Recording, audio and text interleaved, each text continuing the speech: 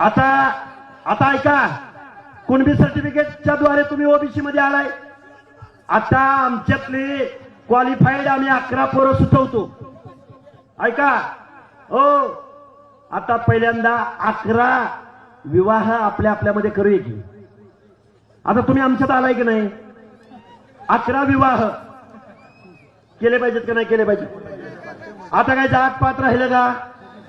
आता सगळे सोयरे राहिलं का? आता पाटील शाण्णव कुळी क्षत्रिय काय राहिलं का? आता पहिल्यांदा 11 विवाह जाहीर करा. आमच्याकडे 11 पोरं आहेत बरं का. हा हाके एड झवाय तो एड झवा, हे मी ऑन रेकॉर्ड बोलतोय. अरे हाके, तुझ्या बापाला सांग, तुझी जर बहीण शिल्लक असेल, तुझी मुलगी शिल्लक असेल, तर एका बागवानाच्या घरी तुझा बाप सुरी घेऊन जाणार आहे का, भाकरी घेऊन जाणार आहे का? आता ओबीसी मध्ये आहे ना बागवान, मुसलमान जातातले. छगन भुजबळची एखादी जर नात असेल तर छगन भुजबळ एका गरीब नाभिकाच्या घरात सुईरीक भाकर घेऊन जातोय का तुझ्या इथं? तुम्ही ऑलरेडी ओबीसी आहेत ना. हा, वाघमारेची एखादी जर पोरगी आहे तर तुम्ही नंदीवाल्याच्या घरी सुरी घेऊन जाणार आहे का भाकरी घेऊन? काय बोलतोय हाके? अरे आजपर्यंत मी तुला हाके म्हणून आदरानं बोलत होतो, पण तू माझ्या जातीच्या आणि आमच्या माया बहिणींच्या बाबतीत अपमानजनक बोलतोयस. एक दिवस असा येईल, तू समोर ज्या दिवशी भेट, तुला 2 थुबडीत नाही आणले तर माझ्या बाप्पाचं नाव बदलणार.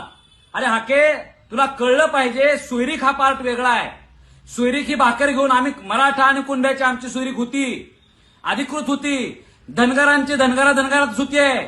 लक्षात घे, धनगराची पोरगी काय मुसलमानाच्या देत नाहीत भाकर घेऊन, त्याला आंतरजातीय विवाह म्हटलं जाते. हा, ओबीसी मधल्या ज्या का 30, 40, 50, 60 जाती आहेत, 350 जाती आहेत, हे एकमेकांच्याकडे काय सुईरीक घेऊन जाते बाप मुलीकड? काय बोलतोस तू हाके? तुला अक्कल पाहिजे. तुला कुणाच्या पंपावरचा चालू झालायस तू मला माहिती आहे. कुणाच्या पैशावर तू एवढं बोलायला लागलायस मला माहित आहे. आणि सगळ्यात मूर्ख म्हणजे आमचे नेते असल्या लोकांचं ऐकून घ्यायला लागलाय. आम्ही लक्षात घ्या, सांगतोय, शांततेच्या मार्गाने आधी सांगायला लागलोय. हाके, तुमची ही फालतू बडबड बंद करा. पुन्हा म्हणू नका की मराठ्यांनी माझ्यावर अन्याय केला आणि मराठ्यांनी असं केला, माझ्या एका धनगराच्या पोराला असं केला. अरे धनगर समाजाला एक कळलंय आता की तू आमच्या माता माऊलींच्या आणि आमच्या महिलांच्यावर अश्लाघ्य भाषा करायला लागलायस. कधी तुझ्या आमच्या तिच्यावर आम्ही गेलेलो नाही.